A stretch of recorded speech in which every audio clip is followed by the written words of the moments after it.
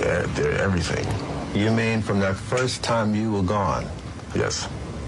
That first hit, to me, was so immense and so unlike anything I'd ever had in my life that I just had to try it again. Had you ever had any involvement with drugs leading up to that?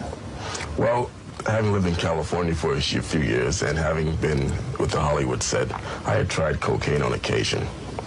And crack is something that will cause you to put cocaine down. Crack is so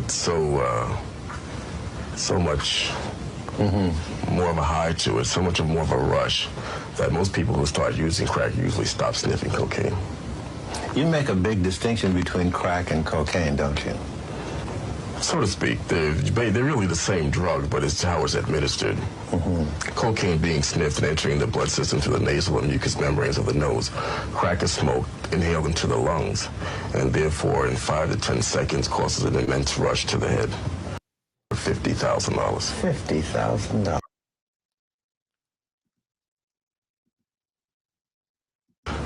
I've seen it cause people to spend their last penny. I've seen people spend their rent money, their food money. So let me ask you this, because you come from a different perspective of this whole thing. Do you believe in the theory that crack cocaine was put in the hood to kind of destroy the neighborhoods? No, I don't. I believe that cocaine was around and it was a party drug. It was a higher echelon drug. I felt like people played around with the chemistry of it, stretching it, and they made it more accessible. Like crack was like the Vasco genes. It was the Vasco genes. You think that it was somebody? You think it's somebody in the hood? It was the South Pole that was on some chemist shit that figured out the chemistry of crack cocaine. Stretched it, and and left to their own device. It could have even transmuted into something else. All right, so I could get with the whole stretching because everybody stretches drugs in order to bulk it up to make more money. Right. Coke was snorted. Now this is smoked. Who came up with that? It might have been I think it might have been a usage thing. You see how you said like it could be. Well, I don't know if it's necessarily hood made or. So you think a hood nigga say, yo, you know what? This might be better to smoke it versus snorting it. Yeah. Or even injecting it. So, I think they tried injecting it and it didn't work injecting it, and maybe they tried it the other way. I'm just thinking maybe a user could have came up with it based on trying to bulk it up, but also somebody who's just preferences to smoke versus because you got to think, if you want to make it lab made, they would have to have some kind of test dummies, right? So you think they were just test dummies who tested it and then ran back to the hood and said this is amazing? You think a hood nigga got a lab?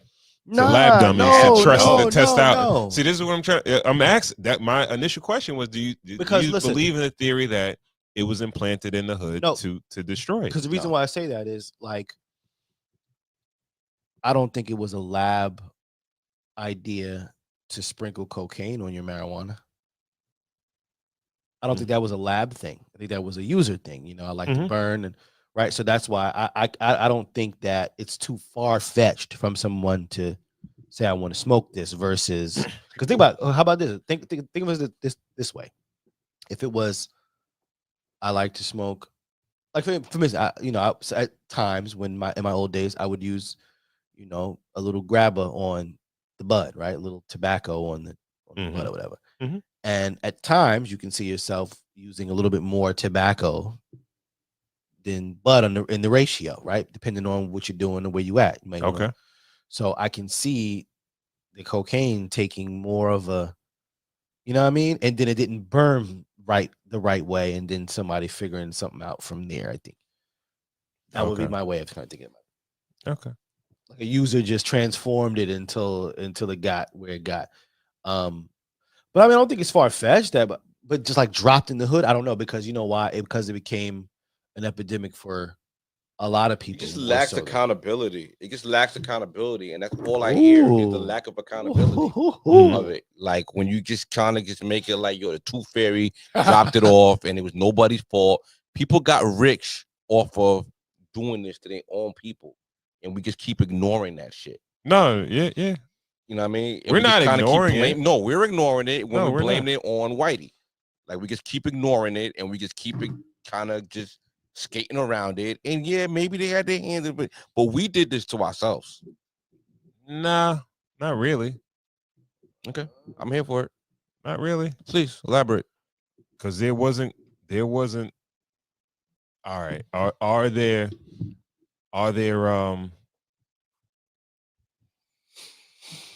Do you know a person whose life is consumed by cocaine, where they don't work? They are. Me personally? Yeah. No. Have you run across that? Like, no. Have you ever heard of that? Like yes. a coke person that's like, yo, all I do is snort coke. I'm doing whatever to just get coke, to snort coke. No. Okay. Yeah. So if that doesn't exist, and this is the foundation of the drug of that, right? Right. And then this comes. How are you saying there's no accountability, or how you think there's no help? There's no help with that. Have different properties. Who knows chemicals? When you think no, people who listen. You could clean your bathroom with bleach. You could clean your bathroom with ammonia. When you mix bleach with ammonia, it becomes deadly. You're gonna pass out in your bathroom. Things are meant to be used in a certain way when they're used. But when you experiment with different things, they have different, reactions. So when you heat, who do you think is experimenting with the drugs though? People with a bulk of a certain drug, and they're trying to make that certain drug stretch. If someone had a plug, no. So someone had a plug to cocaine, and they're trying to make that cocaine stretch a little bit. Maybe they're gonna put something that looks like cocaine, baking soda into it. You think play around with it, and you think that a drug dealer, right? You think a drug dealer is gonna take, like, let's say he got a key of cocaine. Yeah, he's gonna take a key of cocaine that he's supposed to sell to make money, and say, yo, you know what? Let me try some trial and error shit. Bobby Brown has the information. They were frying chicken with cocaine. Yeah. Drug addicts do shit with drugs. That's why are you even trying to make they were frying it. They were frying chicken in cocaine after they already they already used the drug, right? Yeah. I'm talking about a drug that's been used in a certain way for centuries, decades, whatever you want to say, right? Yeah. It's always ingested through the nose, right? Yes. And now all of a sudden it comes up a new way to make it. It's expensive. Way less expensive. All right. Crack was considerably cheaper than cocaine, Ron. I understand. Leaving out a major part of this. I understand that. But who like if I'm a coke dealer, hold on, let me finish, right? Go ahead. Niggas can't buy coke, right? And if that's not the drug of choice, where if I'm a coke dealer, let's say I'm from Colombia or with the countries where it's popping, right? Yeah. Do I just say I'm just going to open my distribution to white people that could buy coke, that just like white powder, or I want to expand? There was the nigga that had the plug. He was going to Soul Train. He couldn't get that shit off because it cost too much.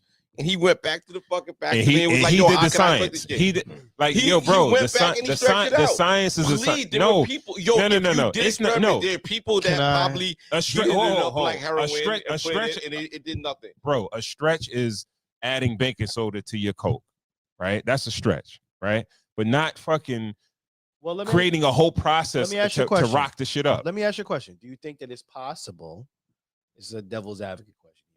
Is it possible that it could have come from like Colombia and stuff like that? like that. No, because the crackheads process, over there. They don't do crack. No, right? My point is they have it where they have it before it becomes profitable. They have the raw plant or whatever before it becomes profitable. Yeah. So I can see it being created there from someone there who, because when you say have an excess, Ron's right. Excess amount of cocaine here just makes a bigger party. It doesn't necessarily make for experimentation. It makes for just a bigger party. No, I think excess cocaine here without excess money makes for a disgruntled drug dealer. No, I'm he's going to give away his product. No, but like I said, I'm almost guessing that maybe somebody over there before. Because think about it, it could grow naturally there, right? What Corey says makes sense, right? Where it's like the value of coke is not that high over there because they have so much of it, right? Over here it's different. I don't care who you are. You're not wasting cocaine over here in the United States of America. You can't replenish like that, right? You just got a bigger party. Right. But my thing is this, right? You're trying to say like dudes in the hood is experimenting to create crack in order to distribute in the neighborhoods. I believe somebody gave them the science, the chemistry on how to do this, who was not from the neighborhood, not from the hood, and you looking for crackhead Albert Einstein. Like, there's no real documentary. Bro. There's no real documentaries about this? It's real documentaries about it, but I'm just saying, like, who do they say did it first? You got the CIA. You got all type of. That's the story. Okay. Like it was a government. How is it lack accountability? How does it lack accountability there? Well, to a degree. I mean, on the consumer standpoint, I think we are tossing accountability out the side. Because let's put it this way: you and I, us three, we grew up in a time where by the time we were maybe in our real adolescent ages, 11, 12, 13, there were freaking commercials everywhere. Awareness was everywhere, every 2 seconds about this particular drug. It did not stop, dead halt with all that awareness. No. It almost had to die out when another thing came in. Yes. And was more important. So when he says accountability, I could take it into that type of mind frame where it was like we saw this happening and we didn't, sort of like to me, I work with kids and they were talking about AIDS and HIV and stuff like that. And I would say when we were kids, HIV commercials were everywhere, rampant. Every other commercial was something. They had Sesame Street doing shit on it, and they made sure they got into the lowest. Well, I think it was like a skit, but they had it everywhere, awareness everywhere. And now I heard a kid in 8th grade say, "Well, what's that?"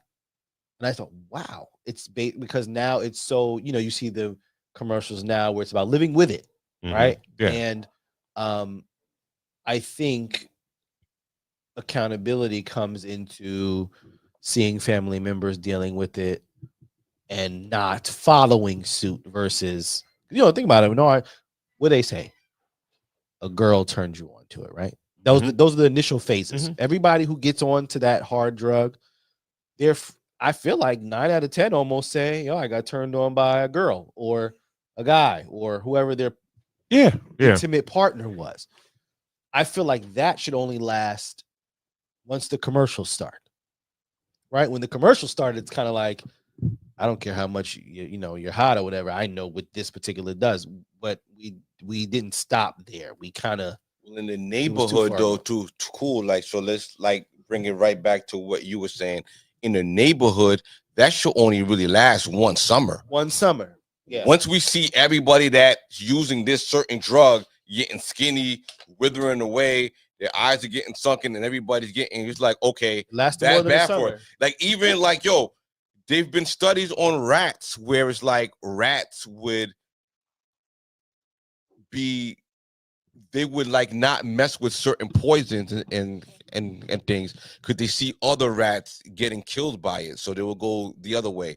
It's like that's accountability, right? At some point, self-preservation has to kick in. I believe that happened. I believe that happened. It did happen. It happened. That definitely happened. But it took a good. It took a little while. too long. A little too long. Like, what the fuck is going on? You still got fiends. No, you definitely still have. You still have. And you no always one got a sympathy. You're always gonna have fiends because people have addictive personalities, and it's like whatever is the flavor or the popping drug, they're gonna do it. You understand what I'm saying? But as far as accountability is concerned, like you can't really say there's no accountability, because the same way a drug is on the street and the same way it's tested or put out on the street is the same way a medication is put out on the street. Like they know. We're assuming you're going with the theory. What about of the nigga doing it to their own peoples? What about that? We're not on that yet. Let's stay here. Right. I'm just talking before it even hits the street. Before it even hits the street, and the due diligence is done, and somebody is in the lab saying like, "Yo, we're gonna make cocaine cheaper and more addictive, and not kill you, not overdose." Right. And the same way they know what it does, they know the side effects of it before they put it out in the street. Right. So them doing that, they know what they're putting out there. You understand what I'm saying? You just feel like, oh, it's some nigga in the hood just playing around, fucking up coke and shit like that. Chefs, these niggas was cooking these shits. Like, we came up in an era where we had people where we know chefs making the shit, Pyrex. Niggas was like, they wasn't getting this shit from Pfizer and all that. These niggas was making these shits on the. How do they know? How do they know? How they know?